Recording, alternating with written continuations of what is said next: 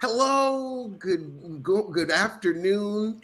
I'm sorry, I'm a little behind. Sundays bees like that sometimes. Mm-hmm. Sometimes you're mid nap and you don't even realize you're mid nap.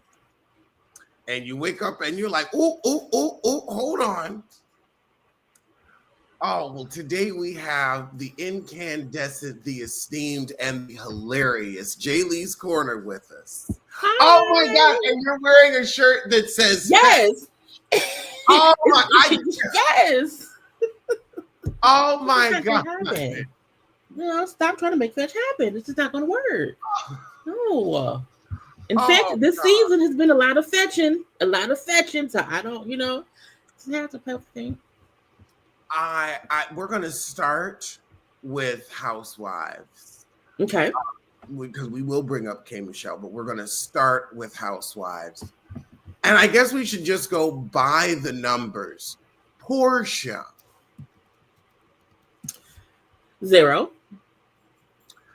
I mean, you were supposed to show us your life as an African queen. And this man has left the country and left you with all the bills. But you know what? I think Portia lied from the beginning because when she came on and said, Portia Williams, but Portia Guardia, she knew then they were divorcing. So I feel like she came into the lie lying because Portia's a no. They say Drew lie, Portia be lying, deflecting, and now she just wants the money. She's a schemer and scammer because she I, knew she didn't want.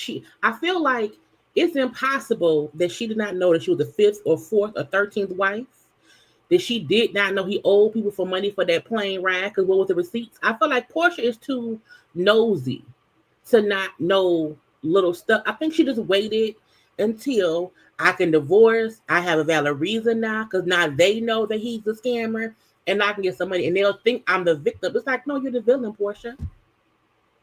and the thing is, the scammers scammed you. I want to know what assets were used to secure that $7 million home that still is nowhere near as nice as Shamia's house. But do they even need that big ass house? I think didn't they show when they were on their Portia's family show? Is that when they look for houses? Because I think we saw them like looking for houses and wanted all these rooms, all these kids. And I still felt like once they divorced, the house is too big, Portia. So I think I don't know if she wants the house to sell it or just to floss in it. But I'm like, you and Pilar don't need no huge palatial mansion because you can't even fill it. You can't pay for it. You can't. Who gonna pay for the yard work, the water bill, the light bill? You can't. You should never get an asset that costs more money to maintain than it costs to get it. You can't afford because even then they say that Simon has to pay the bills still out of the divorce. I would not want to rely on my scheme and scam ex-husband when he's scheming. He can be deported. You can't rely on him. Why not just leave their house and get to a 2-bedroom apartment, or go live in Shamia's house in her backyard? That's your best friend. I just be I wondering. think she should move into the house that she gave her mother. This the house that Sissy built. Because this is the one that she bought after her and Cordell, right? Yeah, right after her and Cordell, she should have stayed out near Nene in Duluth and called it a day, or gotten a townhouse near Kelly. She could get a 2-bedroom apartment in whatever the cheapest place is. Because I think not kind of Portia's pockets, but I feel like Portia makes it seem as if she's a smart money person because I want to be sure that me and Pilar is good, which I know. When Cordell left her on the studio porch by herself, her boxes, and said, "Get away from me," I think she was scared because she didn't have nothing and had go with her mama. But I feel like, girl, it's the same thing. You're still depending on Simon for your livelihood. Why stop working? Why leave this nation? Make your own money. So that way, if he's scheming, scamming, you still have your own money. And now you waiting on him to pay the bills. I mean, the only way I would have quit both of my jobs like that if I married somebody terminal, where time was of the essence. Maybe she thought someone would take Simon out and she would get all the money. Maybe she knew he's scheming, scamming. Someone he's scheming, scam gonna come and try to take him out, and then she's a widow. And that doesn't happen because Simon been scheming, scamming since before she was born. So I'm like, you can't outsmart a lifetime schemer scammer. Because if that man was, I was born in '82. He was already scheming scamming when I was born. So why trust that? You can't trust him. And if you're the fourth or fifth wife, you see how he treated his ex-wife. I told her before, when he and Fallon divorced, he said fuck Fallon's kids. So why would you think that you and Pilar will be any different? So now, oh my God, he just won't talk to me. He wants to Pilar. Simon's rule seems to be, I'm done. Fuck you. Fuck your kids. Get out the house. I'll pack you up and then move on. And Porsha wants to make it seem as if coming back to Housewives, I am this sad, depressed, divorcee. I can't discuss my divorce. I can't discuss Simon. I can't fill my house. Then why come back? Give Bravo their money back. Say, hey, this ain't the right time. I'm caught up in court stuff. I can't discuss anything because now you're boring. We ain't see your mama much. Who your mama dating? Where's she at? What is Diane doing? Like, implement your family so that way it's still something. But you give us you and Drew and Dennis. The only good thing that came out of that was the song Delulu. I love Drew's album, but that also makes Porsha look dumb because you spent a whole season complaining, and the album was actually Dennis. I guess he can make hot dogs, he can make beats, he can make babies. It's like, okay, but don't be upset that he is working with somebody who is actually talented. Buns, beats, and babes. That should be the name of his business. Portia's playing a game that she isn't ready for, because I think she felt like, oh, I'm back, they'll love me, and she's been failing. And she may have her wig line, her hairline, them sheets somebody buy. But in the case of on Bravo for the Housewives of Atlanta, you didn't give anything this season, and even you beefing with Drew got boring, because the beef for Drew should have been 2 episodes, maybe 3, to be pissed again, and then work it through, and then keep moving. But it's episode 14, 15. You still like, we don't care about you or Drew beef, because I feel like Drew point and saying there's an actual product that me and him made. Like, it's not as if I'm just saying, oh, we're working and there's nothing. No, the album came out and it was really, really good. And I think she may be torn or whatever. So I'm like, Drew know her time on Housewives is limited. So yes, let me try and have something after Housewives. She's being smart about it. Porscha's still trying to fuck Simon for money and for houses and the light bill and the mortgage. And I wouldn't do that, because you're still dependent on someone who can't even be in the country. He's not even here. And so the $40,000 a month that she's supposed to get, she's supposed to have him pay for her to stay in that house. We don't even know what he does for a living, or if he has any significant assets in the U.S. And then also, he's already in Nigeria right now. Mm-hmm. So he's probably calling and moving that money, because until you have a court order saying you haven't paid something, you can't freeze anybody's accounts. You have to go through a whole lot to get accounts frozen. By that time, that money will be in Nigeria, if it exists. Because I still want to know, what money did they use for that house? Because I believe that if he wasn't paying for the jet, I don't think he was paying for the house either. And I bet you it's all in Porsha's name. Do you think it's like Erica Jane and her husband, when he was using funds from somewhere else to fund his lifestyle? So that was like, no one has came forth and said, yeah, I work with Simon. I know when Simon came on with his wife Fallon, and it made it seem as if, oh, he owns like nightclubs or whatever. That was all we kind of heard then. But ever since then, it's been like, does he go to work?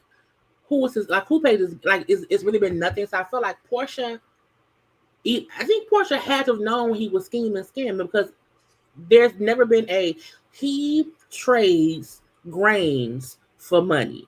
He trades luxury cars for, it's never been, this is what he does. And it's like what does Ralph do? We still don't know that either. But it's like both Both, but at least with Drew and Ralph, they ain't been evicted yet. But I feel like we don't know does Simon know what Simon does? Maybe he might not know either. And I think when he was in immigration being held, like did they have to like look into like his stuff because he was held for like months and then just went back over to Nigeria. But I'm like, no one has kept my yeah, I do business with Simon. We trade this or that, or we do this with Holmes. It's never been. He may be a drug dealer. Maybe he sells Viagra. Maybe there is a Nigerian Viagra pill that he sells to people, and that's why we don't know him. But I don't know what that man do. I don't know what Porsha do either, or her mama, or Lauren. She didn't even know what number wife she was. That is crazy because that means he lied. But because he has kids, so like each wife, we never see his kids. We never see the wives, the ex-wives. So it's just weird that Porsha like wasn't more like we saw Dennis. And well, John Amos is dead. That's why we never see any other one. Oh, poor John Amos. He like that. Why am I in there? See how I get thrown this stuff? But no, it's like, look, I just got off of Housewives of Atlanta. Now I'm back. I think Simon and Porsha's, and even because they're going to bring Porsha back next season. That I've already accepted because who else they gonna do? And I do wonder if next season she would then discuss stuff because now if the divorce is settled, she has the house, so she can film in the house. He's in Nigeria. I do wonder if she'll give more next, but that's why I feel like she should have not. Once you file for that divorce and they saw all of the stuff going on between y'all and you couldn't talk, they should have put Porsha on pause, worked that shit out with Kenya and Britt, brought back Shamari, let her be drunk a little bit and be, all over the place, and then moved on. But I'm like, they banked on Porsha, I guess, just being a fan favorite, but she left a long time ago, and she doesn't have to me the same support of the fans as she did before she fucked the lady husband. So like, I don't think Bravo thought about that. I think that her stealing that woman's husband for catch and release. I mean, it's not even like you stayed with them and loved them good. That marriage was 15 minutes. It was clearly you trying to get $1. And I would say we look at Porsha as a skeezer now, as, a sex worker with benefit of marriage. Like there's a bit of, we look at you like Mia, because what kind of parent brings a strange man? You don't even know what number wife you is, and you got this man around your daughter like that. I think that gives a lot of the fan base pause. Because your daughter is at an age to where I feel like she calls him was like Papa, and I was like, no, call him Mr. Simon, because like that ain't your daddy. Like I think you give somebody a nickname as a father once they've been in your life as a father. He just got here. He ain't been there long. Like he is Mr. Simon, or but I'm like, the whole Papa thing was weird to me because like you're pushing on her. This is your other daddy, and he don't do that. And once I as a woman and as a mother, if I would have saw Simon not talking to Fallon's sons, and they were together for years, I would not feel safe even having you around my kid because I see how you walk out of the boys' lives. And those are little boys. My daughter, and you got Dennis. It's not as if Pilar don't have a daddy in the whole family unit. I'm like, oh, that's Papa. And, oh, Simon, can you please? Girl, don't call him. Pilar is his twin, is Dennis's twin. And I think Porsha wanted to prove, I'm gonna marry him. We're happy. Look at our weddings. Look at the outfits, the Nigerian garb, and all that. I think she wanted to prove Dennis wrong because he felt like you only with him because we're together. I think she went too far with it. We got a new daddy here, this big ass house, we're a happy family, and it was a fairy tale. Because even when she was like, well, we had issues and we didn't talk about it, or I did not know about the other wife, the scheming and scamming, the criminal history. How you didn't know that? How did you sign a whole prenup? You had lawyers on standby for a prenup, but you to do a background check? So that was dumb to me. But Porsha is dumb. Porsha's dumb. She's dense. But I also feel like that's her. That's how she makes money. I don't know where's the train at, girl. Underground. So what do you? I think she just runs with whatever narrative that she can kind of avoid. I can avoid Simon. I can avoid talking about what's first husband's name? Who left her? Cordelia. Yeah, Cordelia. I think it could be she just doesn't discuss real life shit because she's made a lot of mistakes in her decision making, and she keeps making the same ones. Like she ain't learned yet, and hopefully she'll learn next time. Because with the next man she's scheming for some money. But I mean, 30 grand a month for the 40 grand a month for 15 months. So that's still only like 600 grand. So like you was married for less than 2 years. You have 600K, but how much did you rack up in credit card debt because he was paying the bills? How much did you already spend? How much were you in debt for even trying to go with him for this fake love story? She was making like 1.9 from Housewives and 1 point something else from Dish. So she lost a cool $1 million. Yeah, and for nothing. He still owe for that jet. He still owe you. So what if he just don't pay? If I have been deported and I'm deported, I can't even come over there. You can't garnish me. I'm not even a citizen of the USA. So I could just not pay her and be gone and be over here doing whatever else. I feel like maybe, and no one deserves to be like, because if we get married and it's a prenup, do the prenup. Like if I'm supposed to get the house, if I'm supposed, yes, give me my things that we agreed upon before the marriage. But I feel like also I don't have time to be fighting for a little bit of money that I can make more of on the show. I can make more not being with you and talking about you than being with you. And I think she wanted to win. Girl, buy your own Rolls Royce. Get a 2-bedroom apartment next to Shamia and sit down somewhere, rebuild, sell them sheets, sell that head no one buys, and leave us alone. That's all she gotta do. Hold up, Porsha. Britt eating. Ugh. You know, she was a fan of the show. And I'll say this. They should never hire fans because they don't know how to act amongst company. And Britt came in a pick-me. She left out a pick-me. She will forever be a pick-me. And I don't know why, because work on breathing right. I feel like her nose and that it aggravates me. And if you're gonna come on, if you're gonna come on here and be the fan who got on the show, at least be like have money. You're living a fake lifestyle. I feel like that house that they was renovating, her and her husband, that still look empty, is probably Airbnb. I think that event she had, we had no food. She's a charity case. I think she came on thinking, I want to get around the girls because then it'll look like I have it. I'll have the illusion of me being this fancy person. I'm friends with the housewives, and then she would make more money. And then she can afford her life, and that didn't happen. I think the beef with Kenya went too far. I don't think Britt even meant to get Kenya kicked off. I think she meant to have a sparring partner for the whole season, and she did not know you playing with a real Kenya's a villain. You know what I'm saying? A good villain, but a villain nonetheless. And I think Britt was just a waste of time, a waste of money, a waste of resources, a waste of nasal spray, a waste of ass shots, a waste of just a bearded husband. That anus. That like it hurt. That anus. It looks infected. Mm-hmm.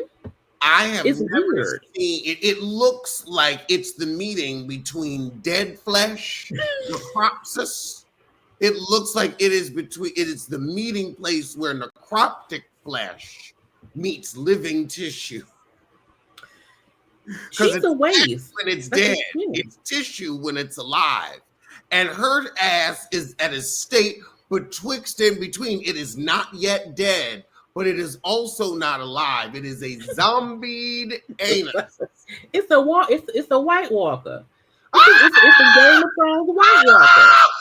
That's what it is. Is round here walking from Westeros and trying to get to the other side of it all. It's a damn White Walker. And she knows it. And that's the thing. And we're not even against, look, if you want to get your ass done, get your ass done. But it needs to look alive. Alive. And she just, and she, maybe it was a quick, maybe fix the flat. I don't know. But Britt, she's a White Walker. Her ass is a White Walker. And I'm like, I wanted you on the show. She's a White Walker, and we don't like her. We don't like Britt. Nothing, not like one. Say one good thing about Britt.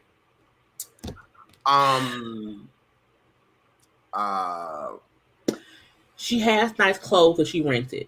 She helps the LGBTQIA community by being married by bearding for that man. And he just. I will say, I feel like it's okay to come on this show broke.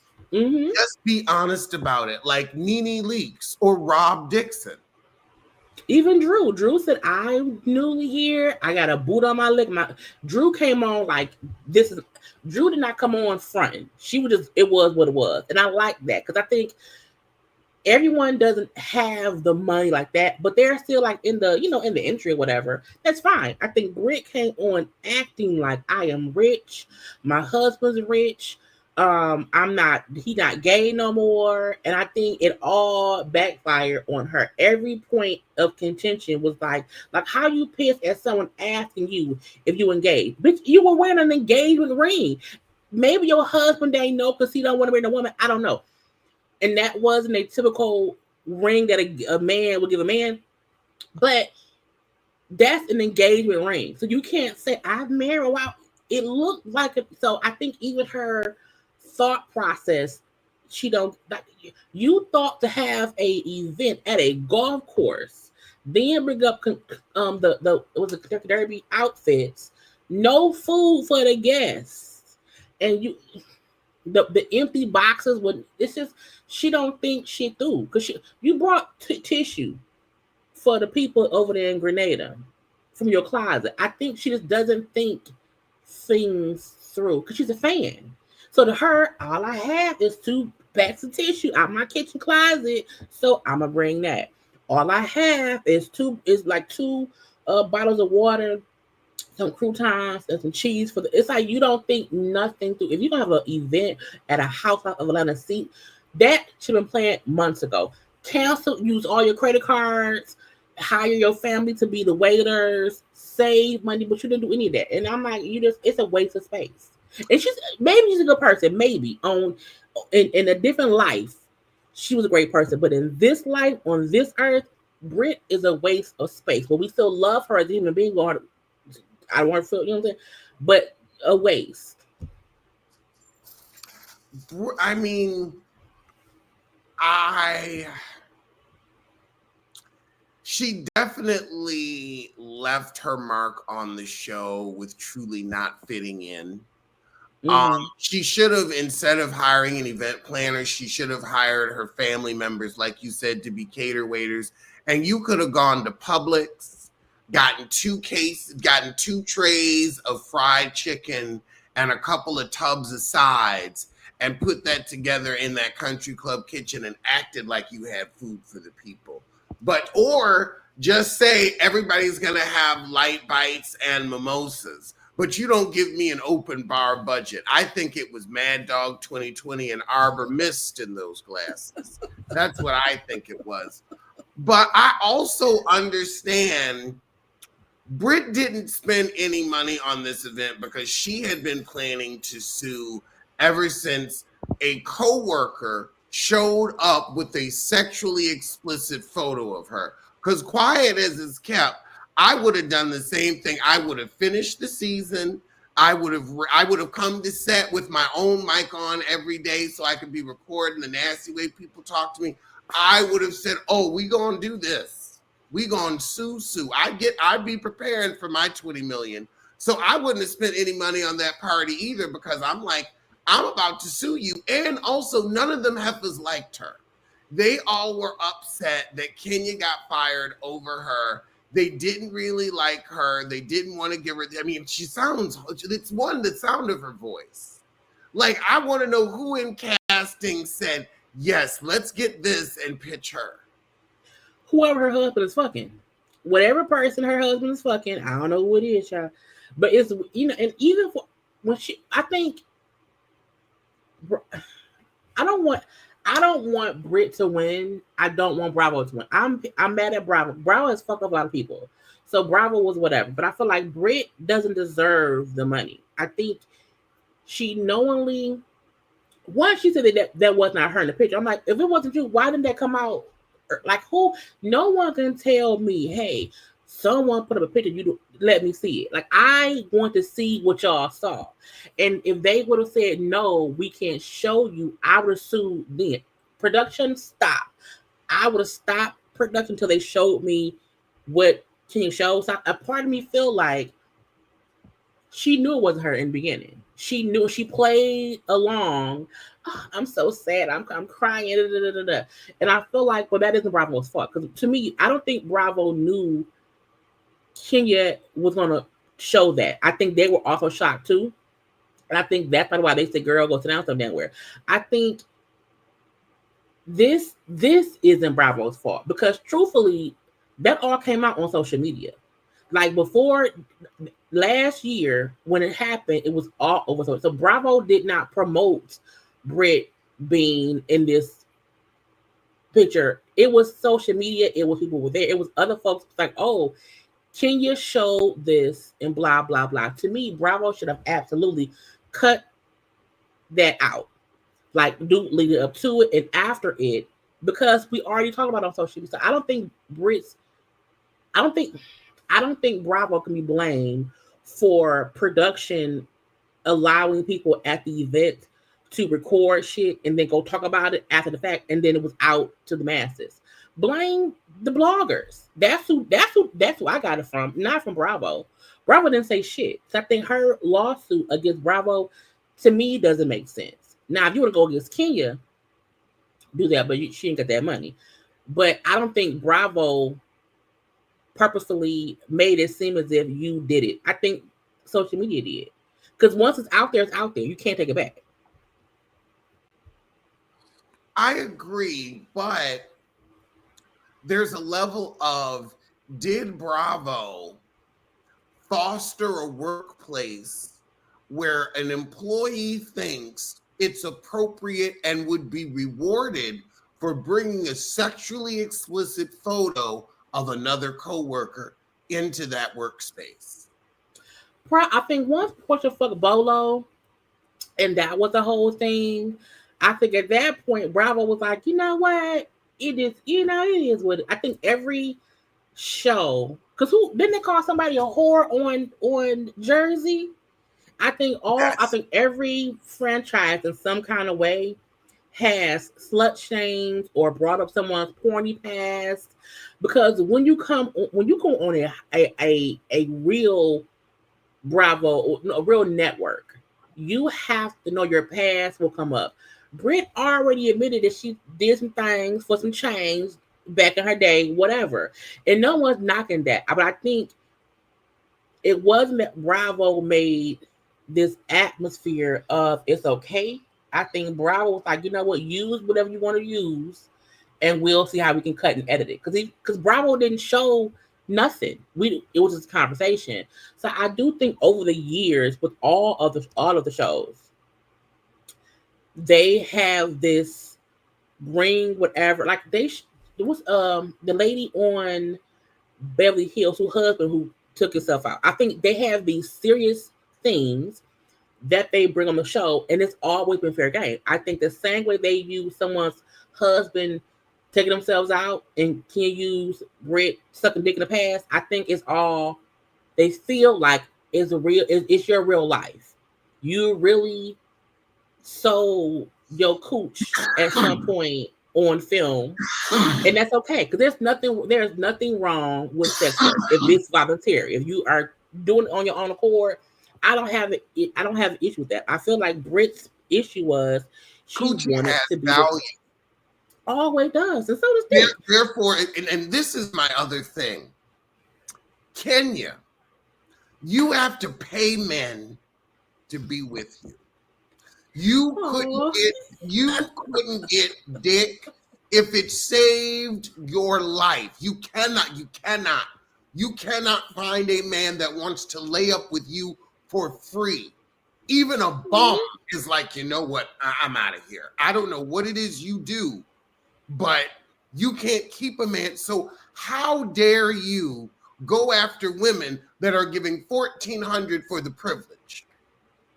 I think Kenya's jealous of women that can get the company of a man. A man will pay $500 just to sit for an hour with her. A man will pay $500 to not have to look at you. I love Kenya. Repulse a man like none other. Whenever I think I'm bad at dating, I'm like, well, I ain't Kenya. I think Kenya and Matt. I think Kenya and Matt had a real relationship. He was insane. He was completely insane. Walter, that was weird. I think Kenya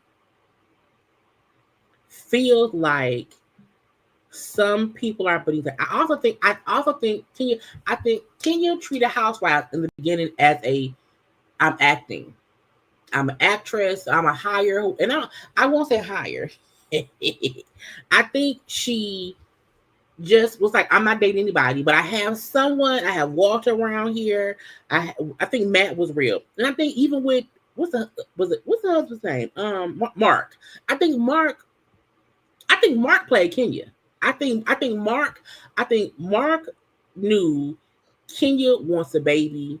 Kenya wants a life. She wants a husband. I think he made her feel like he's perfect. And I think once she got on the show, Mark showed his ass. I think Mark and Matt are the two that I give her credit for having some real bullshit with. Because when Matt came and broke Kenya's garage windows or whatever, I'm like, he is fucking nuts.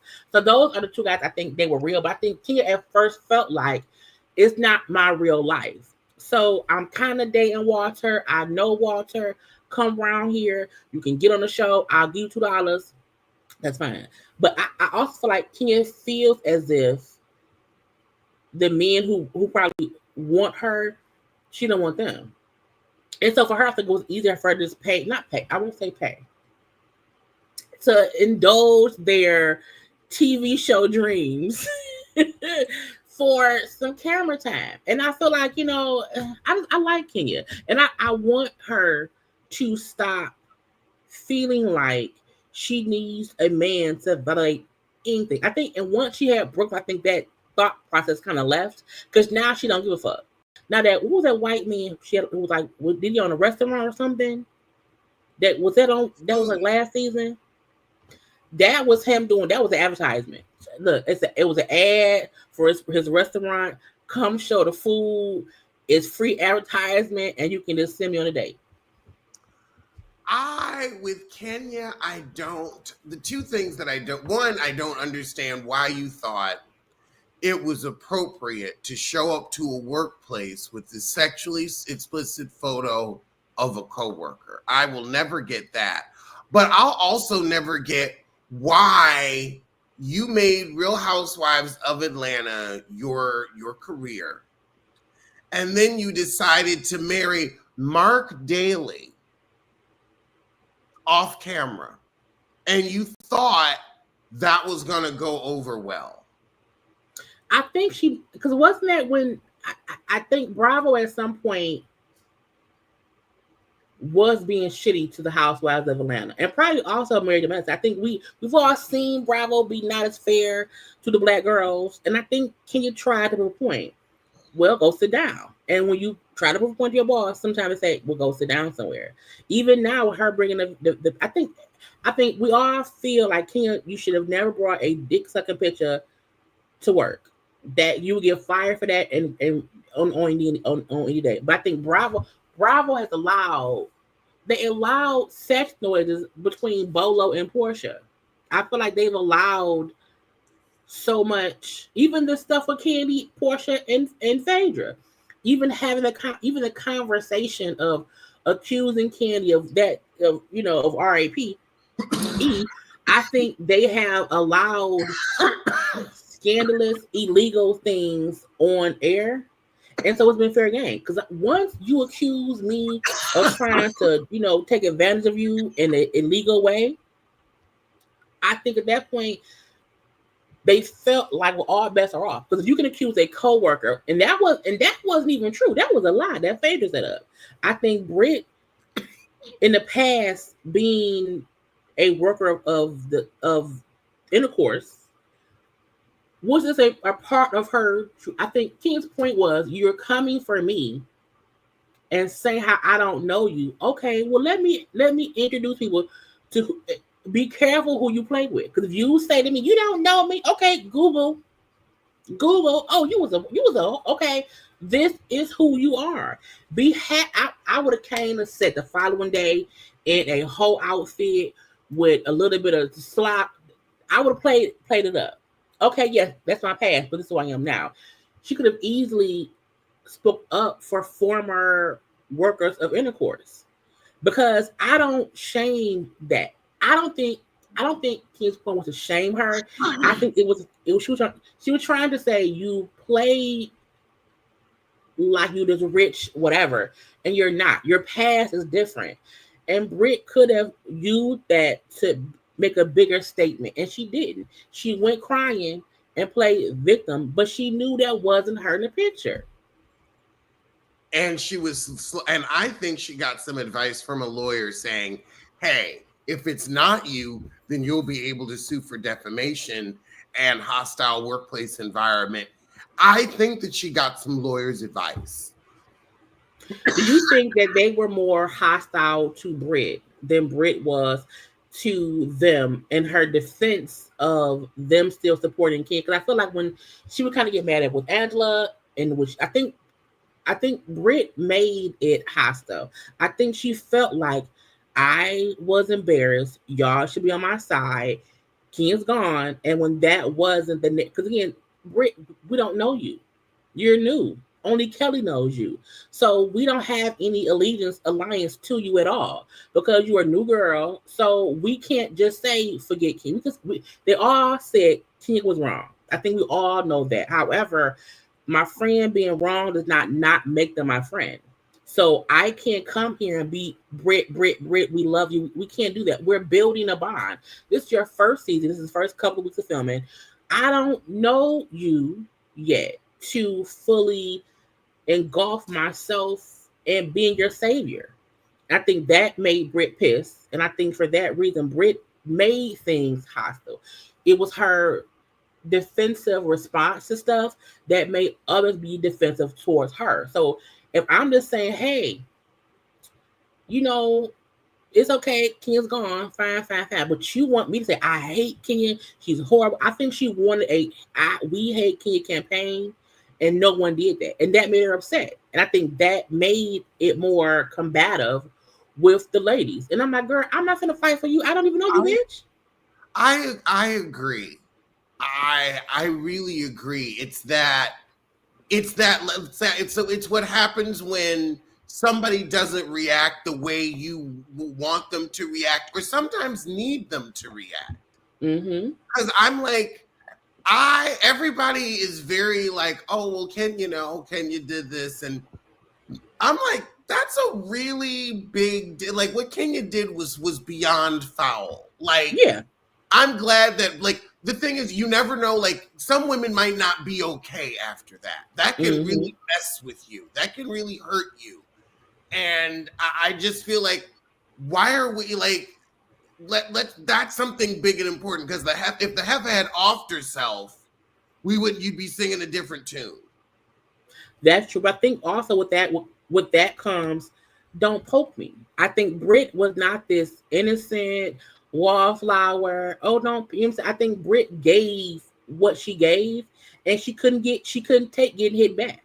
And I think the same way, because people forget the whole pow threat thing. While she did not have a pow in Kenya's face or whatever, just the aggressive nature of that night that we saw of how Britt was acting, to me, it's like, okay, you won it with me.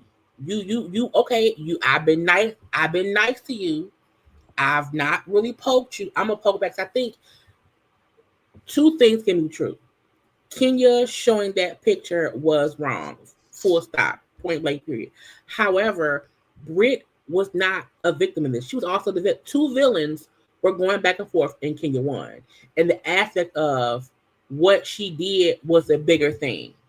Not she won anything, but it became a bigger issue. You know what? I'm gonna respectfully disagree. No, say Jay Lee, fuck you, Jay Lee. I don't agree. Make it good. We had two villains. They both lost, and Bravo lost. Yeah, that I fully agree with. Mm-hmm. I will say, I feel like really what this whole situation is, they didn't handle Britt's gun threat from the start, but also it was an empty threat. And also it was showing, like, I think Kenya, in that moment, you should have left the show. Kenya or Britt? Kenya should have left the show on her own accord and said, look, I'm not going to work with a production team that isn't going to make me feel safe.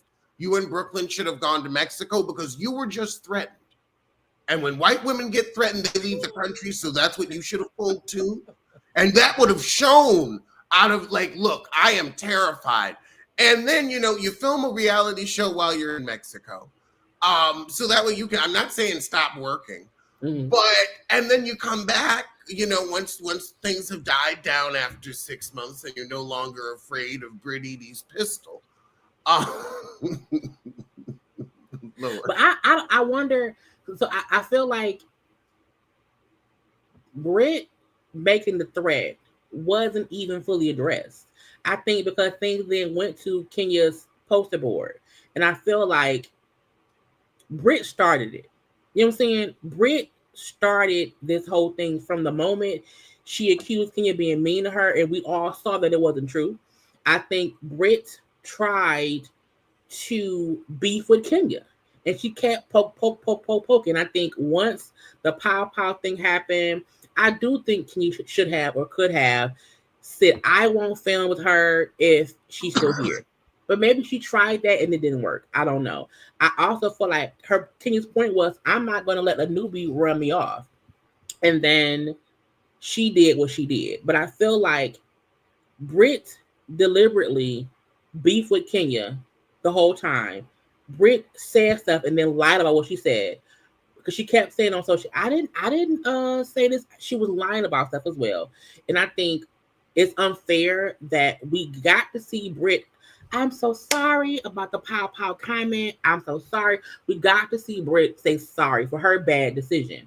But Bravo has not allowed Kenya to fully do that. They should have let Kenya on the show and say sorry. Because she said sorry on the Tamron Hall. Kenya has since then has said, I'm sorry. How long did it take Kenya to be able to give that half-assed apology on Tamron Hall? I think Kenya is stubborn. Kenya stands on business even when it's a failing business. She still stands on it. And so Kenya was not, especially when she found out she was losing out on the season and all that money, she was in nobody's place to tell Britt, I'm sorry, what I did was wrong. What I did was anti-woman. We shouldn't be tearing each other down like that. She was in no place because all of her apologies had so many, well, if you hadn't started it, I wouldn't have had to have done, so many if, ands, and buts and caveats, that just the most, 3/5 of an ass apology. I'll take 2 fists, but them other 3 fists is your fault. 3/5 of an ass, not even half ass. I know because me and Kenya both are from Detroit. They're Detroit born and raised for us both, and us here in Detroit, unless you piss me off, and if I'm pissed off enough, it takes me time to say, you know what, I'll say sorry. Like it's the stages of bitch, you got me fucked up that we have that we're like, and plus, Britt, Kenya didn't know Britt. I think Kenya was pissed off still. I think she was pissed off because Bravo did not take that threat seriously.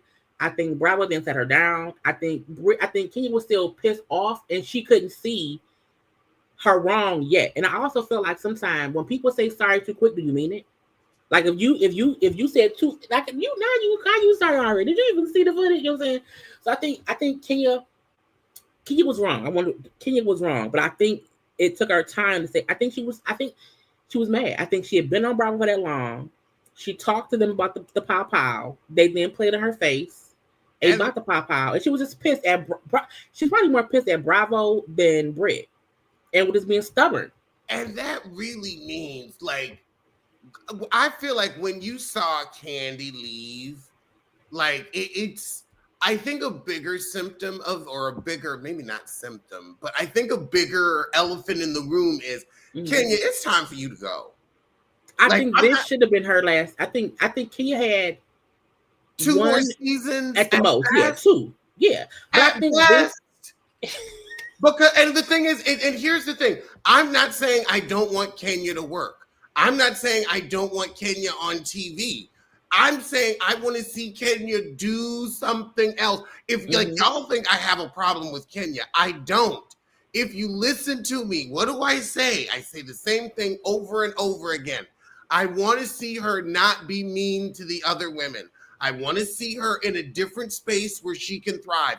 I've said 800 times, start a damn reality show at that hair salon. That is something missing in the reality show space. And it would allow you to be mother hen, which is what we need to see. We need to see you mature and have the other young heifers fighting. You about to be 60.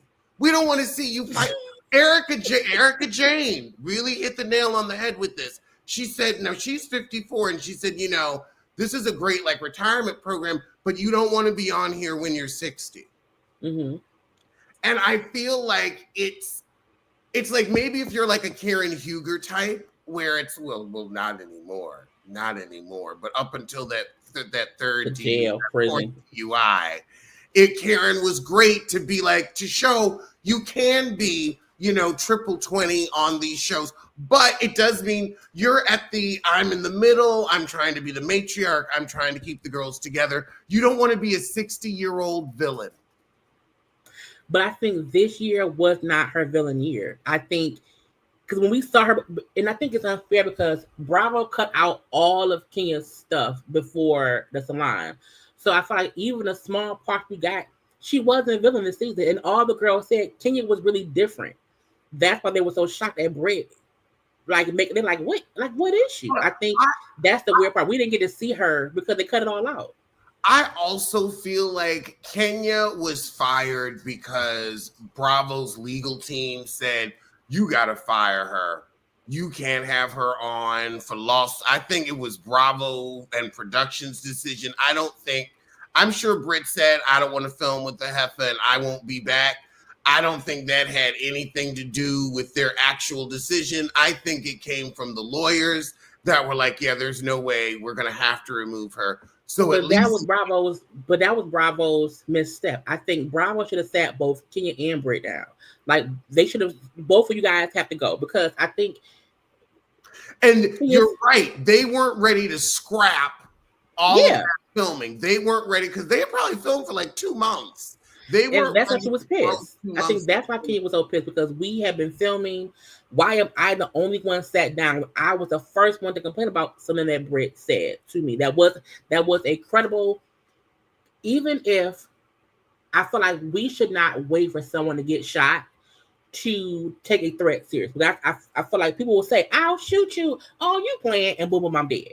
I think Kenya's saying she said this in an aggressive manner. What my husband? All of this. I think her upsetness was valid because before I called, who was this hoe? Before that, she said, "Hey, I don't like what she." And Bravo said, "Oh, you're fine. You want to why? Because they don't care about Kenya." I think she knew that. I think that's what made. I think he was more mad at Bravo than Britt. But Bravo should have absolutely put Kenya on pause and Britt, and then fine, bring back Phaedra, whatever. But I think once you put Kenya on pause, you left Britt. You saw Britt still being beef with the other girls. And when what Britt ass did not even show up at the reunion. What did Brian say? How did you know? Because I'm like, Brian's over there doing it. Oh my God. Oh, Lord, just tearing up Kleenexes. Dog, dog. We should do Happy Father's Day. I came home. Yeah, Happy Father's Day. Yeah, I came home last night and I had left some paper towels out, and he just came home. I came home to a wonderful nest. Oh, like a new toy. A paper towel in my bed. And he's got toys. I didn't pack much with it. I packed his toys specifically because I was like, I don't want you to have to break in all new toys. I want you to feel like I want the paper towel. I want the paper towel. But yeah, I think Kenya's aggravation was more that I was sat down, I'm put on pause, but she threatened me. And then I think she also felt like for folk to say, well, she didn't have the gun. It doesn't matter because no one should wait until you shoot me to then say, oh, well, yes, it was. And to me, to say what she said and not have it is even worse because it was an empty threat that you did just to be threatening. I think that's worse than actually having it. You know what I'm saying? Because you said it knowing you didn't even have it. So you're trying to threaten someone without, it being real or whatever. But I think that was Bravo's main mistake. This whole thing. One was even hiring Britt in the first place. Whoever hired Britt should be fired. Whoever did it, fire them immediately because this cost a whole shitload. I think it's time for Bravo to find new casting people, maybe find new production companies, and also up the salaries. I think that because when Housewives started, it was a way for insufferable rich women to finally become famous. Yeah. Now we don't live in that world. Anybody with a production team and a TikTok or a YouTube, because remember when Housewives started, social media was really just starting to. Mm-hmm. Like the women had blogs back in the day. So now it's like if you want to have a business, have a personality, whatever and what have you, you can hire and you've got money, you can hire a production team and do it on TikTok and on YouTube and show off your fabulous wealth and lifestyle without having to have Bravo embarrass you to get their pound of flesh. I also feel like if they want to promote if we want to see it's okay to have something positive about the show and show women making money and not have to try to get 40% off out of it. Because now, I get you don't want to turn the show into an infomercial. But look, everything's a fucking infomercial as it is. I like to see women be successful in business. You want them to show their cervix for a quarter, let them make a few extra quarters. Let them win, damn it. Let them win. But they can't put fans on the show. I think that the mistake was they put a fan. To me, Britt ruined this season because she was a fan. Not because of Ken's actions, but because Britt deliberately came in as a fan of the show and she just messed stuff up. I think like with Kelly. Kelly to me also was a fan, but she still came in and she meshed well. So did Angela. But I think Britt was like a fan that fucked things up. I don't think that anybody is coming on this show that isn't a fan anymore. I think not a fanatic. Because you can be a fan of a show and not be a fanatic. I think she was a fanatic who, because when she would mention stuff from prior seasons, I'm like, That's some fanatic shit. That's not even you liking the show and you being on it now. I think she came on as I want to be there with them, and it was like and it's like, but no, coming like Angela and Kelly came in great. We know they both watched in the past. They were aware of the show, but they didn't come in with these preconceived notions trying to be the new villain. I think Britt wanted to be the new villain because she's a fanatic, and now she's the one and done. So it didn't even help her. She's the one and done. I think that although I will say Kenya's actions also are why the season is what it is. And Kenya farted up the season just as much as Britt. But hold on. Amazon is here. Hold on 1 second. Amazon delivery. Come on in. Yeah, what we gonna get Alex for Father's Day? Everyone sent Alex $1, okay, because he's the father of Bronx. Mm-hmm. Send him $1. If everyone sends $1, it'll be great. Now I got an Amazon delivery too. It's in my mailbox. Let me read some comments. Let's see. Chauncey Wilson Hall said, yes, Britt run the show. Nicole M said she got what she wanted, but it's not working in her favor because no one likes her. We don't. No one likes her at all. God is me. If abuse and bad behavior are needed and awarded, these shows need to go. I guess so, but sometimes you have to just figure things out. Henry Jones said, so Henry Jones, I'm on my own channel all the time, child. Are you back? Yeah. I will shut the down for you. Oh, thank you so much. You were saying, I forgot. Oh, that Kenya messed it up. But Kenya is a veteran. Kenya had more to lose. And the thing is, you were on your way out. This is the Real Housewives of Atlanta, not the Real Housewives of Kenya Moore.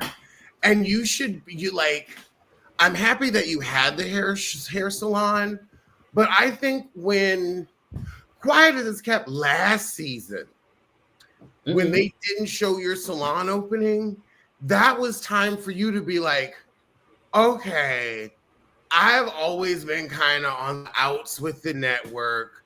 I've rode this Housewives thing as long as I can. Let me really get something else going. And like when Candy said, I'm not coming back, you should have said, I'm not coming back either, and started your own show at the hair salon. And then there always would have been an option for you to come back for a couple of seasons rather than have worn your welcome out. I feel like she should have put herself on pause and been like, I can, even coming back as a friend of capacity, because you're a veteran now. I think that, like Nene, you overstayed. Well, no, Nene went out in a blaze of glory, which is crazy. I think this could have been Kenya's farewell season. I think she came back to me. I think she came back to the salon. I think she wanted that promotion of the salon, and that was fine. And I think, like, even with Candy last season, I think I said before, I was like, Candy, like, it's kind of wrapping up her. I think Candy got lucky in where the whole they put it on pause to find new people, and so she chose to not come back because she had all the Broadway stuff to do. I think Kenya knew her time was coming. I think she thought either this would be on last season or season 17. I think it just did not work out because of the Brit stuff. I like her now on her YouTube channel. I think that's cute. You know what I'm saying? I think she's now pivoting. Now, I hope she stays consistent, because we never know. But I think she's now trying to pivot because she now knows I don't have to be over there. And I also think she can be on other stuff. I don't think she was fired. I think she had to sit down. She apologized off camera and all that stuff. I think now things should be good. I think Britt's lawsuit won't affect Kenya. I think it'll affect Bravo because the suit doesn't mention Kenya. I think Ken, like, you know what, bitch, I am done. I'm on YouTube now. I have my salon now. I can now see I can do other things. And I think Ken now knows what Mimi should have done a long time ago. Don't depend on Bravo for your backup plan. Because once you depend on Bravo so much and they say fuck you, then you're out of luck. I think she maybe needed to be put on pause for her to pivot herself. Because sometimes if it's just same old, same old, same old, I keep coming back. It's fine, fine, fine. I think once she knew, damn, they really sat me down. I'm pissed. I'm upset. And she waited. I think she had time to cool down, to relax, and say, okay, what's next? Girl, your salon. Get some celebrity clients in there, and then do a YouTube video every week of your style doing a celebrity. Hey, for free, I'm going to, hey, Shamia, Nene, come get your hair done at my salon. Girl, Wash them edges. I'm gonna wash your edges. I'm gonna do, like, think of different things that make sense. I think she'll be fine. I want to see her run a hair salon, kind of like the Kim Kimble, LA Hair, Mm-hmm. or as I like to say, La Hair. That was just that was the golden age of reality TV. It When was. it was good and it was fun. Oh my God, do you remember this gem? The pink teacup. With Lawrence, was it Lawrence in there? Yes. Mhm. What was it? I think it was Hustle and called, Soul. yes, Hustle and Hustle Soul. and Soul. It's on Tubi. It's found new life. They haven't no new episodes because the restaurant I think is defunct. But the two It probably is. seasons are now on Tubi, and I've been seeing clips of them on TikTok. So I'm That like, show I'm was gonna a go shit back. show. That I will never forget because I went to that restaurant and Was the food good? it was as far as New York Soul goes. It still wasn't anything like Jacob's Kitchen on 143rd and Freddie Doug. Chris and I will be going and doing an episode of Pop Roast Eats there because he's like, you really love that place. You shout out that address all the time. I'm like, I'm trying to get the people to go. I want them to stay in business. Sometimes they were fighting on that show. Like those were like real fights. What made me want to fight them is I got my food to go. I went all the way to Brooklyn from Harlem, so that's like a 2-hour train ride. It would have been quicker to go from Philadelphia to Manhattan. Mm-hmm. But they put my hot fried chicken and hot macaroni and cheese in the same bag as my cold potato salad. Nobody do that. That's just stupid. I was like, you did not put my, like, I can't. Because you ruined my cold stuff. It's not my cold stuff, it's hot. Exactly. And it's like, I don't want room temperature potato salad. I'm not going to Candy in the Gang. That's what food inspection their potatoes said that things were not kept properly cool, i.e., you got potato salad and shrimp cocktail at room temperature. Tasting like that twang ptomaine poisoning. Oh, OLG. I wish that show came back for another season. I like that the restaurants show with Candy. You know what I want to know? Why Todd Tucker won't produce another reality TV show? Because he probably got PTSD. I mean, because, every time Elise Neal gets on live on TikTok, I ask her if she'll talk about the light that fell on her head on the Carlos King set. And she never brings it up. She'll never answer my question. But I know one day I'm going to run into her and I'm going to ask her, are they still paying for your medical treatments? Because I know when a light fall on your head, that's a lot. I want my monies. And I think that's what happens to those shows. I think Todd, I don't know, because didn't Todd, whatever happened to what's it called? The Encore show. Wasn't Todd also working on that with Carlos? That was, I guess that came about because of the Panini They should do another season of that. They I really thought. should. But the thing is, like, we don't have enough washed. I don't think we have enough of a group of washed up heifers. Haven't ain't washed up one. They still washed up. But also with the attitude problems, like those twins were nasty.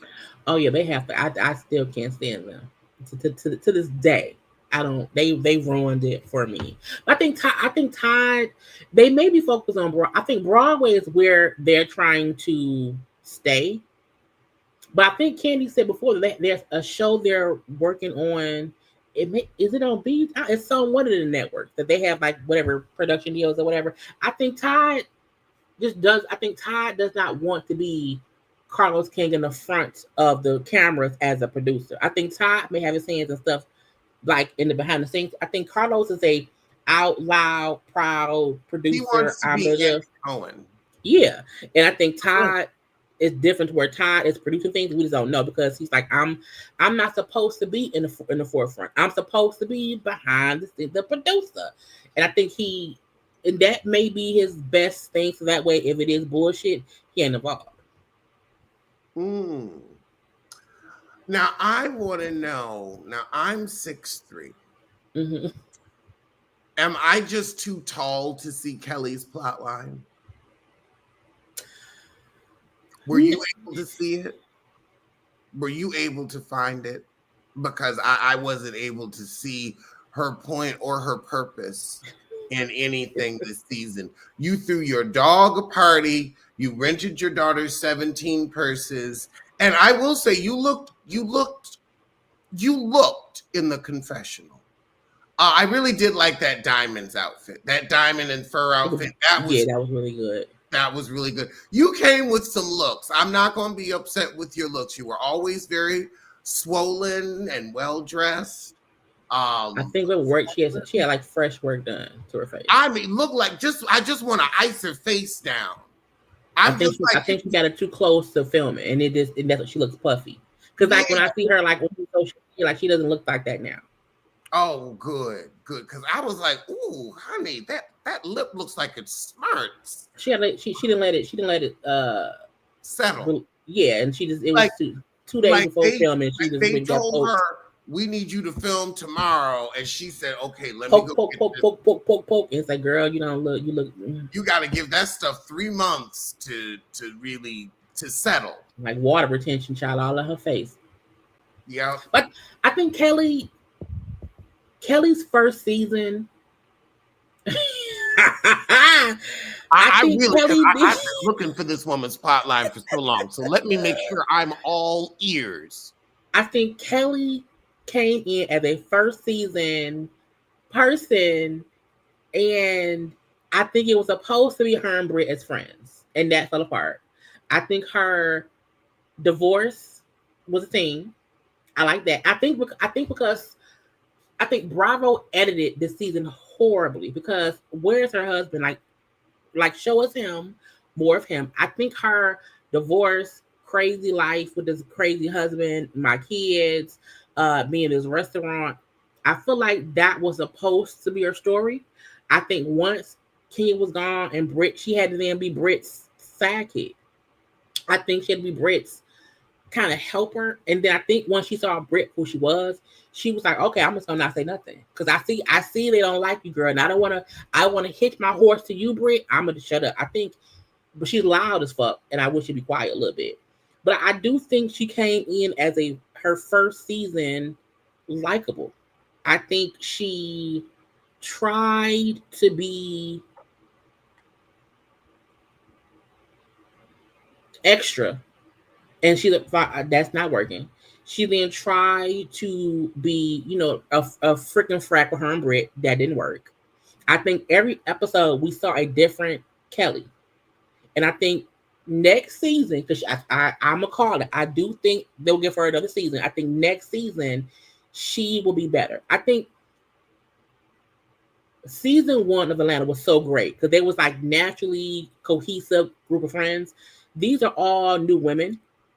So no one knows anybody. And I think we have to sometimes give certain people more than one season to kind of hit. Like Kelly isn't horrible like Britt is. But I think she has to focus.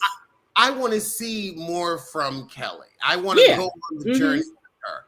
And two, everybody's not going to, like you said, have their breakout star season like Angela Oakley. We are still waiting for Drew to have a breakout star season. And she's been on for 6 years. And she's still always at the end. Just one, all she is Drew is $50,000 over a friend of. That's the only difference between Drew and a friend of is 50 large. I think Drew finally now. I think she had a good season this season. I think it was Drew against Shamia, Drew against Britt, it was Drew against whoever else, and she held her own, lie or truth. She's, you know what I'm saying? I think she had a good season because I think she had a good season because she was getting that twat tugged by Ty. She had a good season because she was lesing her bonnets. That's why. But I don't think her and Ty was messing around now. I think she got Ralph out the way. I think Drew from her first season to now, I think Drew trying to hide the issues between her and Ralph. I think she did not want folks to know that he's a liar, a cheater, I'm saying. I think now that all her business is out and how her and Ralph are just not good or whatever, I think she's finally now attempting to be on her own two legs. I think she's attempting now to like not be lying, not having to suck up to anybody else. I like the fact that she was like, Porsha, girl, what's the issue? Like, oh, you don't want to, okay, well, you know what I'm saying? I think she to me, this was her best season. And even if she was a little bi-curious with Ty, I think Ty goes after straight women. And then, because if you look at Ty's roster, Mimi, all the girls were first time bisexual people. Mimi, Drew, Ming. I think Ty seemingly has a type to where she finds women who have ain't shit as men, and Ty is a stud, beautiful, the cleanup stem. Yeah, and like she comes off, she has this masculine energy that's still feminine too. Yeah, and before you know it, she in your cooch. And I feel like that. I don't think Drew's a lesbian. I think they're the heifers that have wanted to try it anyway. Yeah, they want a woman that wants to get down there and spend some time. So I think Drew, whatever happened between Drew and Ty, I think it was a bi-curious moment. And I think there's nothing, a lot of women are curious. And I think Ty clocks that in people, and she then pounces. I think as a sissy, Ty doesn't see it in people. Ty walks into a room and they start questioning. They start going like, I've always wanted to try. I don't find the straight men. The straight men find me. So I feel like I can speak on that. That ever walk into a room, she looking for a lesbian. But then these straight women come to her and they're all interested. And she's like, well, if you want to see how it is, I'll show you. But I think that's okay. I don't think anyone, at least Drew, not like Drew and Mimi. I don't see Drew or Mimi as lesbians. I think Drew and Mimi were two women, because Mimi was CBJ and Drew was Ralph. I think Ty was something fun and curiously interesting to play around with. Like Drew said, like it was flirting. Okay, and to me, flirting can sometimes mean some things happening around here. Whatever, stuff happens. I think there's nothing wrong with, because Drew and Ralph were done at that point in time. So I don't think Drew cheated. I think if Ralph was in the basement and he's already cheated, I don't see anything wrong with getting a little stuff from Ty, because your husband and you are divorcing. So I don't see anything wrong with what Drew and Ty allegedly did. But I also think that happened last season. And I think Ralph is bringing it out now to embarrass, because like, where was all of this during filming? If you knew that she was back, why not do that during filming and not wait until the reunion being filmed? And you know what I'm saying? But I don't see an issue with, if we are divorcing, we are not compatible. You ain't shit. You say I'm not shit. Whatever. Cool. Ty, bring your strap on or your fingers or whatever. Let's have a little girls' night. And if I, put my foot in the pond, I'm just having fun. Ralph had fun in Tampa or wherever else. So if now, when we are fully separated and divorcing, I'm free to do whatever I want to do. Do you believe that Ralph Ralph has put out that the whole Floridian Secrets thing was a lie that he went along with so that Drew could keep her peach? I kind of do believe that. I feel like that whole situation was just a little too perfect. Oh, he's just gone missing for this weekend. I feel like he would come up with a cover story for his cheating. I feel like I feel like it was giving storyline. It was giving acting truth. Ralph could tell me, your name is Alex, and that's Bronx, and I'm Jay Lee, and I would say you're a goddamn lie. But Ralph could tell me that I am 43. I would say, no, I don't believe nothing out of it. He could tell me your name is Alex Diane Rogers, and I would say it's not. His name is Jeremiah Jenkins, and you was. I don't believe Ralph. Even if one part is true, meaning I think because he said it had already happened, and we kind of went over it again. That probably is true. However, you still went to Tampa and did not. We know that because when we saw her ask you stuff on camera, you wouldn't answer her. So I'm like, Ralph now, 4 seasons later, is going to say, oh, it was a lie. Shut up. If we'll let it be a lie. If you let her lie on you for years, you're stupid. You're dumb. So I don't think it was a act. I don't. I think Ralph is trying to Ralph see folk think Drew's a liar. So I'm gonna play into that. I'm gonna say she lying. I don't believe nothing. I don't. Ralph is a pathological, and Ralph is crazy. And I think Drew's mistake was they got together real fast. It was dating, married, baby was like less than a year. And I think since then it's been just a whirlwind of. I do think he gaslights her. I do think Ralph made her question her own fantasy. I think that's why now that she's not with them in that aspect, she's like, oh, wait a minute. I'm a great person. I don't have to lie. I think she's been so used to lying because of Ralph. She didn't know we could see her. No, we saw Drew, she lies. I don't think the full thing was a lie. I think Ralph is trying to ruin her because that's who he is. And I think sometimes people want to be like, I knew she was lying. It's like, no, Ralph is manipulating. He on a camera with Mendices. The fuck? Like, I think it's all an act. Him and Mendices had like a little thing on. I thought it was like toasting or whatever. If Ralph Woodruff, okay, and Mendices Andy, y'all coming together, it's like, no, I can see it for what it is. Ralph wants to build his brand of a woman-hating husband podcast and a Drew, because that is the mother of your kids. So you want, and your oldest son is old enough to see all of this shit. You want to sit up here and drag her, and for what? Y'all not married no more. Y'all will be divorced soon. Move on. I think he wants to antagonize you, and that's because that's who he is. So again, your name ain't Alex. If he say that, he's lying.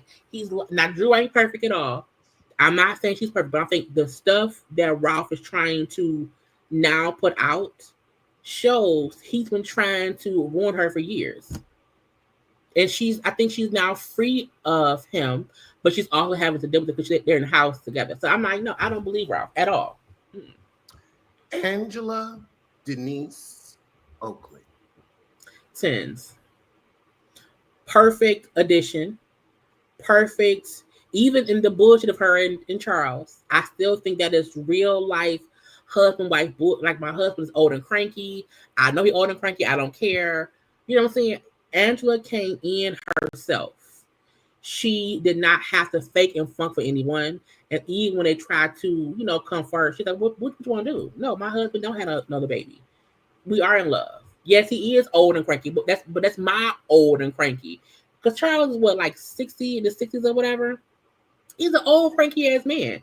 I think once he watches the season and see how he came off, he gonna feel like, well, damn, I am old. And I think he'll then say, you know what, I don't think he doesn't love her. I think he's like, I love you. We married. I'm not gonna fake, I think he doesn't know TV stuff. So for him, he's like, girl, stop asking me for kisses. For what? I just kissed you. You know what I'm saying? So I think she was a perfect addition. I have no notes. I think that she is giving the main character energy that Shamia forgotten more. Mm-hmm.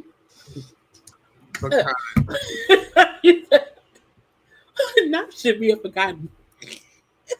I feel that Shamia is the forgotten of the season. And I would say if Britt Edie had the worst season, Shamia had the second to worst, because you came on and your house has been a stronger character on the show than you.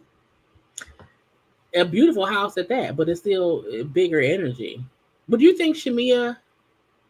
Well, I think Angela. I think that with them two, I think Angela is already grounded in who she is. I think Shamia has always been Porsha's friend. I think she operates in Porsha's friend energy. I think she operates in, I know my husband does not want to film. And I think that it's because, like, what's her, just I think Gerald. Gerald does not want to film. Charles doesn't either, but Charles shows up grumpy, but he still shows up for his wife. I think Gerald not wanting to film at all and not doing it. It's like, why don't they say that he don't like his wife? Like, he won't even show her on camera. At least Charles shows up mean and, destitute about his wife. I will also say, in the golden age of Housewives of Atlanta, we had lovable husbands. Assholes sometimes, because Peter was an asshole. Yeah, exactly. We had lovable and hateable, because Penelope Thomas was, always in women's business. Mm-hmm. We loved Todd. We loved Greg. Mm-hmm. They were always able to, be, let's get the group together. Let's calm everybody down. We need husbands with that energy. Mm-hmm. And I feel like, and then also we needed Peter, who was, the Jamaican spice to Cynthia's bland hummus. And together they made a great, interesting flavor on the show. And I feel like, Britt's husband gives wife. Charles is too crotchety to play nice to be on the show. Like you said, maybe he'll see, like, okay, I'm coming off as a heel. Shamia man don't want to film. And I don't think anybody else has a man. And what's weird is I think Charles doesn't want to be involved in the girl shit. I think he's like, I don't care about that girl. I think if Charles, Gerald, even Dennis, I think if the men went out to a cigar bar and just had a conversation about being with the women in whatever aspect, I think that will be fun. I think people were expecting the husbands to be friends, and they all, it's like all new shit. I think Dennis should be added to the show because he's with Porsha in a way with Pilar. I think Greg, like, make rest in peace. This is actually like good TV. So yes, did it like, and also makes Porsha a bit more likable. Yeah, I think Dennis, Charles, even if Britt's fake husband, well, she ain't back anyway, but I feel like Charles, Dennis, who else is it? Oh, Shamia's husband. I think if they have just one scene every 3 episodes, just of them, because even like that would work. Husband. Yeah, but I think we haven't. But I think this season, I think Bravo cut a lot out to me. because they couldn't do stuff with Kenya at that point in time. They then brought in Fader gave nothing. I think we have to give time for the men to become friends. I think we're 16 seasons in, and it took a couple of seasons for the men before to kind of get good with each other. I think they just haven't done that. And I think with Shamia, I think the reason Shamia is a fail is because she's trying to be Porscha's lapdog, but also Shamia herself. And because sometimes when she's not around Porsha, I like her. When she's not when she just was her and whoever else, like her and like it's a good Shamia. But every time you're able to see past those outfits to like her. Well, no, the outfits are blinding. Like she's whoever styled her during the season. Oh my god! Because she's better now. When she's dressed. Because I think now, like in real time, she's a stylist. I think on the show, she just bought name brand stuff and put it on. Girl, you do not need all that shit. It don't match. It don't go. It's loud. Like that big ass leopard dress with a titty. I was like, you don't need that. And I think she's like grand. I'm rich. It's like, no. But your hair is sleeper boring. God damn it. I mean, all her hair is Candy's hair from Escape, but in black. Yeah. I think she thought I run to hair. And I think she thought she had style. Oh my That's God. her problem. She thought she had style. To see someone with that level of wealth and access just, waste the opportunity. You really could have come on here dressing to the nines, and you're out here in some Cruella de Vil boots and an oversized jean dress in your 40s. I think she thought the money... To not have style in your 40s means you never gonna get it, never gonna get it, never gonna get it, never gonna get it, never gonna get it.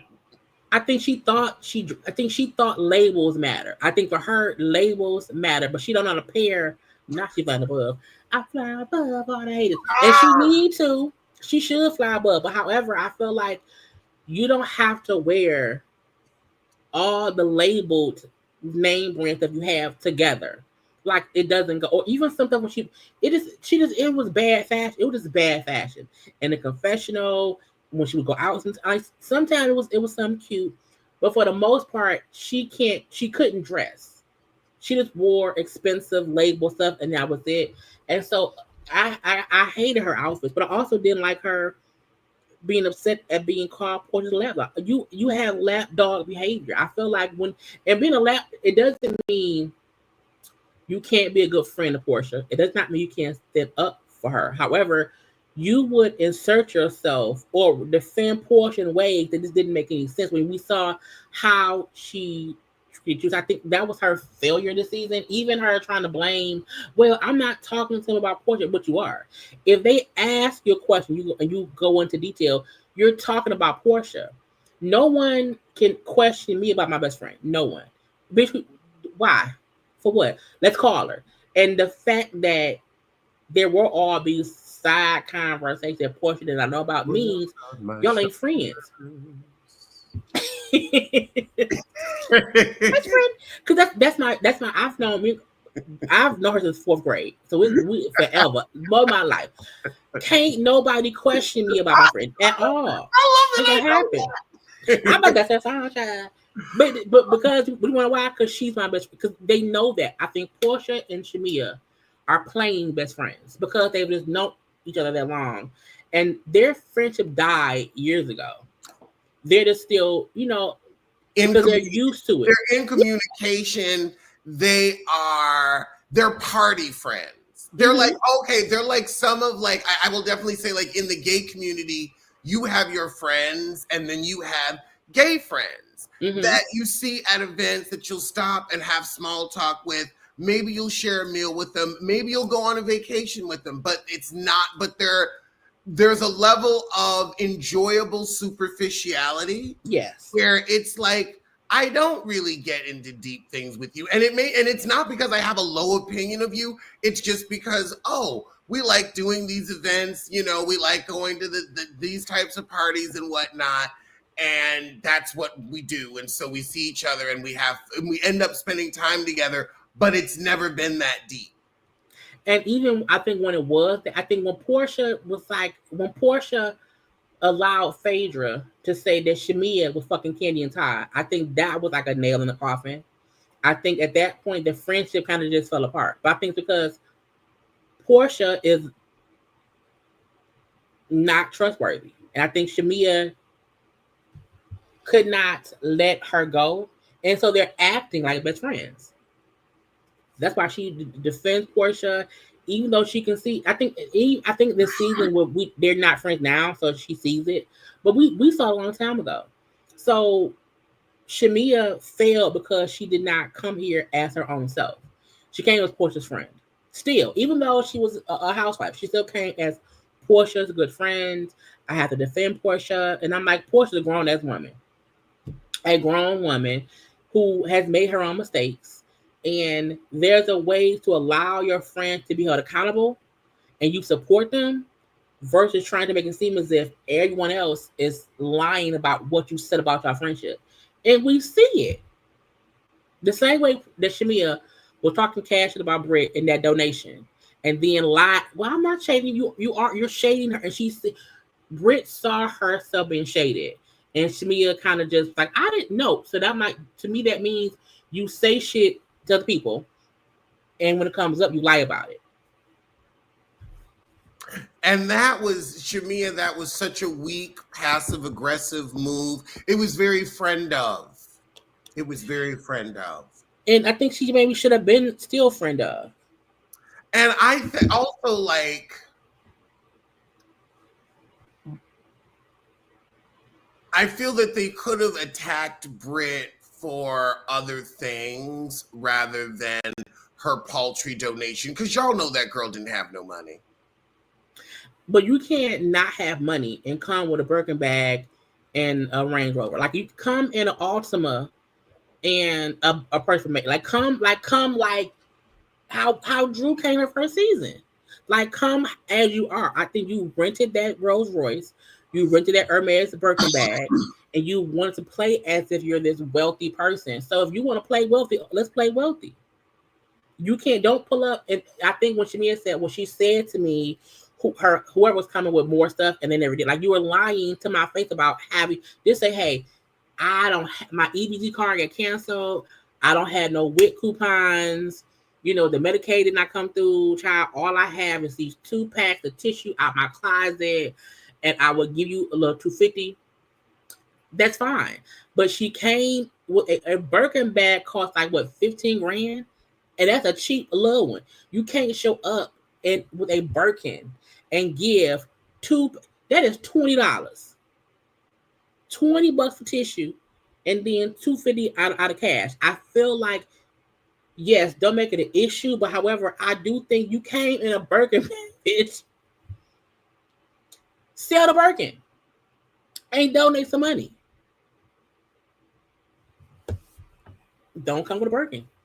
You can't show up to donate with a Birkin. That's just you can't. So I think it was a valid upsetness because you play rich. You play like the clothes you wear are, this and that and that and this. You play like you're rich, but you gave us a total of $270 for charity. You're on mute. Anybody could see that those outfits are stained and rented from the archive.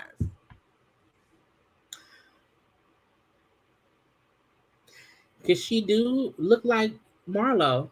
But you know what? If that's the case, that's your fault. Put some money to the side to floss with. And if you can, I feel like on this show, like $250 is what we can give. Like I'll give $250 because I'm not on that level. You acted like you were that, and you're upset that you were then held accountable for your Birkin. That's your fault. I would have never came on there flossing like I was rich because every season it's always about how much someone gonna donate. Like it's always a thing about what someone gives when it's a charity thing. You should know that because you're a fan of the show. So to me, I thought that $1,000 was a standard amount. That's all. I think it's Britt's fault that she faked her life and then got called out for being, not poor, but just not rich. I remember when the girls used to really donate. I'll never forget when Nene stood Kenya up. When Kenya ended up, what was that bet? Oh, we're going to A donate donation. $20,000 to the Detroit school system, and I Nene don't never think they wrote did. that check. I don't think they did. And I love it because she was like Kenya, because Kenya had just come on. Kenya didn't have nobody's $20,000. So she was like, I'm going to embarrass you. You need, because she's like, I'm already on the show. I'm already a star. You need to be back here. And if you welch on that donation, it's going to look way worse for you than on me. And Nene stood 10 toes down and said, nah, I ain't giving them shit. And now they both off the show. So Nene, they both off the show, both on YouTube. So both of them kind of ended at the same place. It's just you can't come. I think come on these shows and just be who you are. Because housewife like Atlanta isn't Beverly Hills. You know what I'm saying? Those are what's that weird name? Those are rich women. Even Garcelle has a nice money. You know what I'm saying? On this show, you can't come with a Birkin bag and then be surprised if someone says, "Well, where's the donation? Where you can't just 2 boxes of tissue, that's it." And you don't lie and say someone's coming with more stuff and they never come. Then where's the truck? Where's the stuff? Have it shipped your stuff. You lie and get caught. I think she thought I can come with a little box. I don't think she thought they would open the box. Girl, the way Shamia opened that box and was like, I was bare naked in here. Okay. that's it. It's like, yeah, just 2 boxes. Okay. Yeah, she was hoping that was not going to be shown on camera. Also, though, production's really good because I'll never forget how at that country club affair, they zoomed in on the menu. It wasn't real food, or was it like, some charcuterie stuff? No, you could have easily done charcuterie. The food that was supposed to be offered, but only offered to the housewives. But that shows you're poor, because who has an event and only feeds 7 people? And I want to know where you got the Kroger fried chicken and tubs of sides, because who's making dinner for 7 people? No restaurant. You're not able to go to like a restaurant and rent it out and cook for 7 people. So you had some plates somewhere with some Kroger chicken and a tub of sides, and you was heating it up in a microwave. I'm telling you, I can taste the ptomaine from here. It tastes that she ordered DoorDash. Microwave chicken, you cheap heifer. But I think that was key one, that her life isn't what it is. Even her house that they're renovating, they live there. I feel like it's just a whole thing where it's weird. And what was she? I mean, the true question is, what were you doing for money before this show, and what will you do for money after? I think Bravo is going to give them a little something to get out of their hair, because it just to make it look good, because it's not like Bravo ain't looking good right now, and this is like we're getting to an actual reality reckoning. Like somebody's going to do something stupid enough where they already have it where you can't watch Ultimate Girls Trip. Well, that one season with Caroline Manzo, because she said Brandy Glanville was groping at her. So now they're just not going to air it.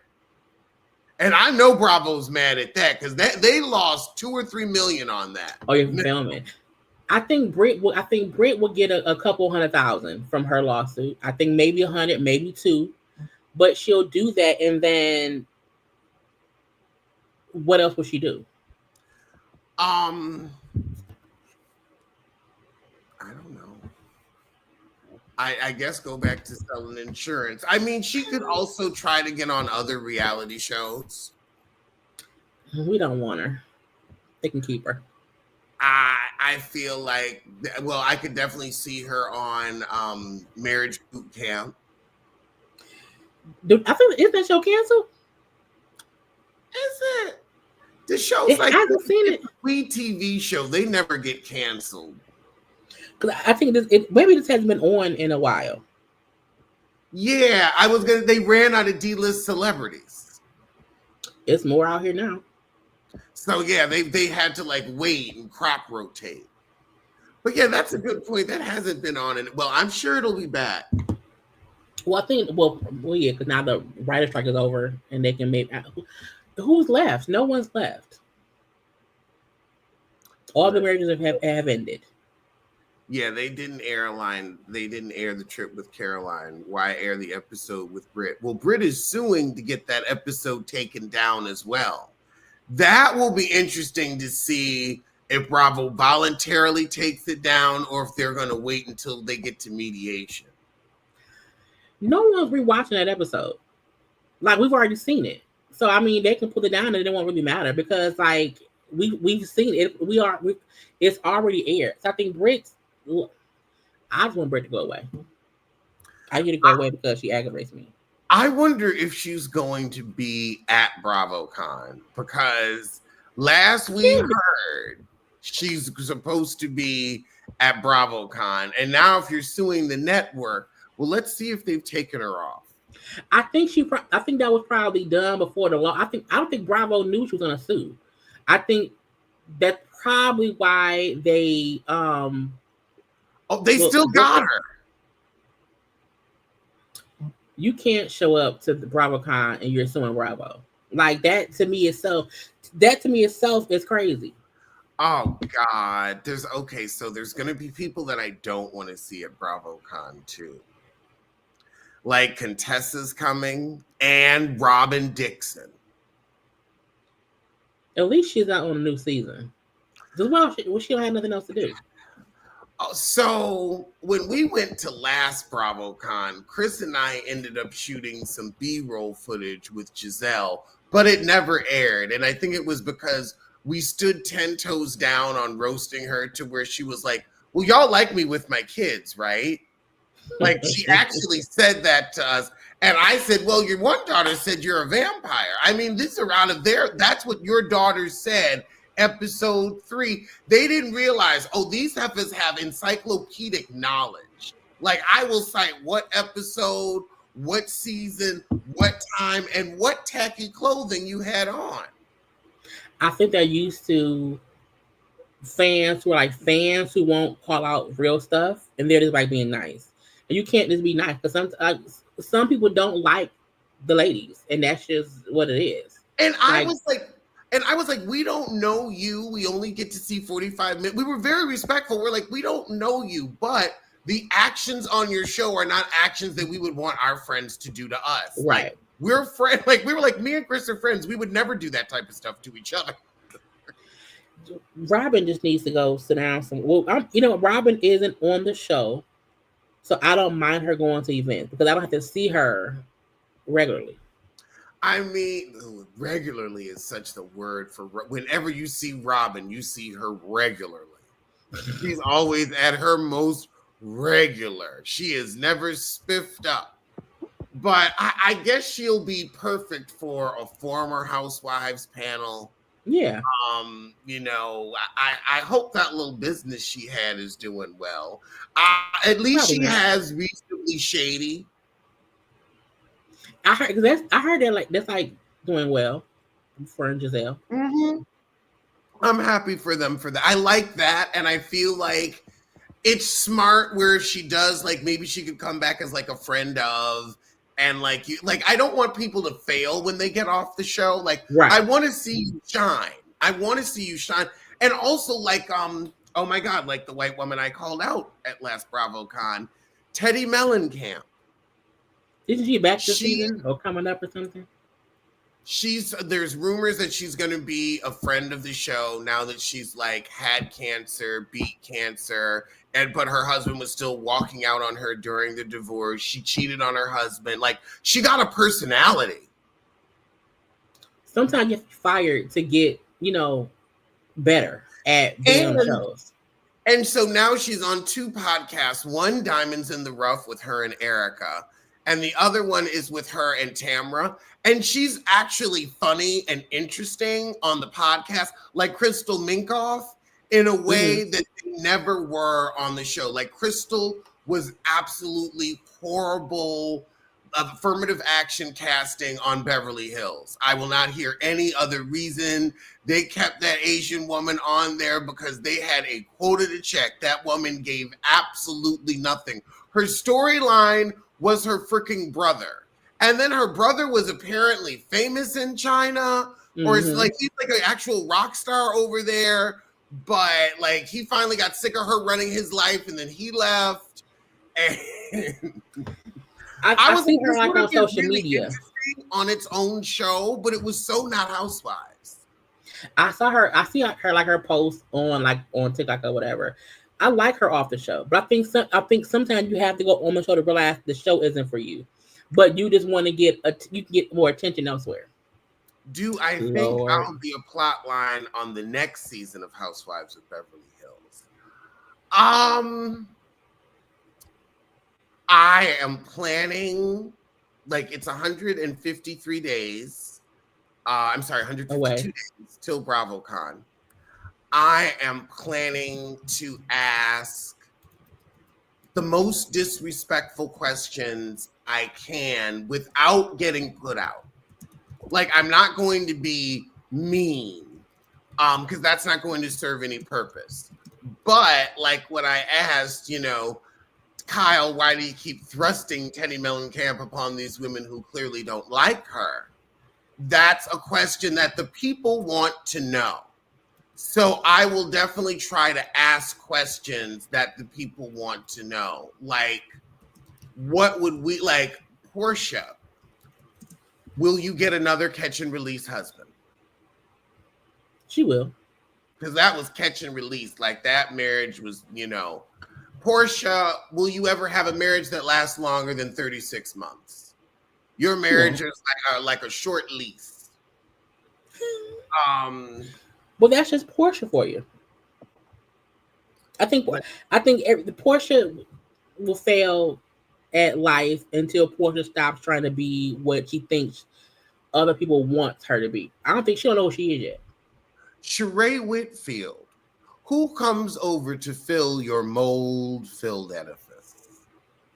Is she still? What does she do? Like, how does she make? Like, that's a great question. Well, she does get Bob's retirement. She gets a portion of Bob. That's forever. She gets, I think, half of. Hold on, let me look it up. Sheree Whitfield divorce settlement.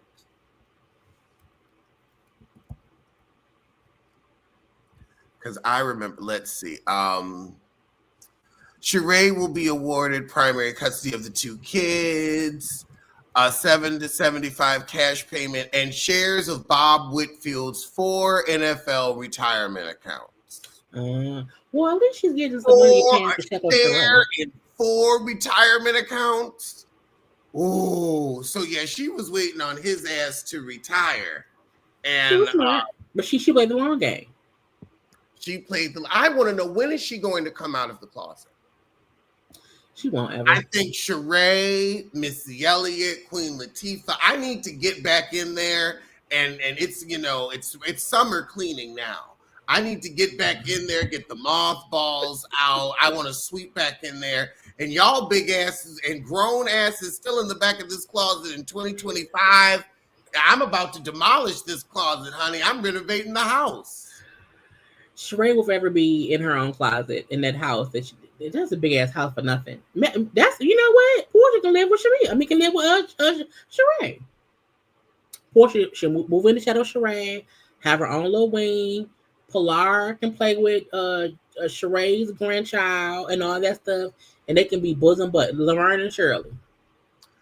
I wonder. I will add my disrespectful question for Kenya. Kenya, are you ever afraid that because of Sheree's poor construction, her house will slide down into yours? It might. Now, that's something I could ask. That's something that's funny enough that I could ask that's not like just really disrespectful. Well, Kenya be at? Is she going to be at BravoCon? Is she listed on BravoCon? Kenya's not coming to BravoCon. That's so sad. But Sheree is. But why? Sheree. Sheree, what is it like being the most fired Real Housewife of all time? You've been let go 3 times, more than any other housewife. How does that? Ooh, I'm sounding like Carlos King. Why doesn't Carlos? Now here's a question. Why doesn't? I should ask Andy this. And if they'll put you out. They will put you out. I can already tell you they're gonna put you out. And you ask Andy anything about Carlos, they're gonna put you out immediately. And Denise Cohen, why don't you have Carlos King on, who always talks on his YouTube about how much of an influence he was on Housewives of New Jersey, Housewives of Atlanta? Like, why doesn't he come and join us at these panels? I'd love to know. He would probably say he doesn't work here anymore. Because technically, no other producer is ever even around like that. I think Carlos and that other one guy, that I think they show a lot of on Potomac. Yeah, him. Those are the only 2 producers that we like even know of. But I think they want to be the star. They don't really want to be EPs. They want to be the talent. And sometimes, you fire the talent and let them go. And now I think Carlos has kind of replicated Bravo over their own. But both, Andy will probably never directly discuss Carlos publicly, ever. He may shadily say some underhanded stuff that could be about Carlos. I don't see him ever fully addressing Carlos at all. I think because Carlos attaches himself to Bravo so much. It's been gone since season 9 of Atlanta. Oh my God, I just realized, what if Nene is a surprise guest at BravoCon? I think she would. I think they would have to promote that, because more people who like Nene would be pissed that they didn't know that she was going to be there. I think they would probably last minute announce it, but in time for folks to get tickets. I think if Nene was going to be there, that would be a bigger draw. The tickets sell out within minutes, and they actually had pre-sale that we didn't find out about today. The tickets are going now. Like, we were able to get tickets at regular price. Mm-hmm. They are now going for $1,200 for general admission and $4,000 for VIP. Why? I just don't know. I don't like Bravo enough. Well, they call it Future Bravo Celebrity. Mm-hmm. And I guess it's supposed to get you access to where you if you're, sparky enough, you can, I really do feel like it's either for influencers or it's for women that want to get on the show. But hiring fans, allowing fans to be too involved. I think let the fans be involved in no fan should be on the show in that aspect, because some of them don't know how to act. Britt and was it Monica, who was on Salt Lake City? When you bring folks on who don't know how to act, sometimes it ruins shit. So I think they have to pick and choose. Doesn't make sense to add them to the show, but allow people to be behind the scene things, online things. So that we're involved in Bravo, but don't put them on the actual show. I think we have to let the show be the show, but let the fans and let us do the commentary and all that stuff. Not me, right? Me as in Brits. Monica on Salt Lake City did make that season. Receipts, proof, time. I mean, Salt Lake City has been. It is an anomaly because every season they just have somebody crazy as cat shit on. I didn't really watch. I think I watched the first season. And then even the first season, it didn't really grab me like that. So I would watch clips and stuff. So I don't really like Salt Lake City. So even now that it's a couple seasons in, I can't even get into, because I didn't like it from season. It wasn't as entertaining season 1. I think season 2 it got better. It got better over time, but I was already just like, I'm out. I don't want to do it. Well, it has been 2 hours. I cannot believe it. I want to thank you so much for joining me. This You're has been welcome. fabulous. You have been hilarious, and I love that we got to the bottom of something. To the bottom of the bottom, okay? And sometimes the bottom is the best, okay?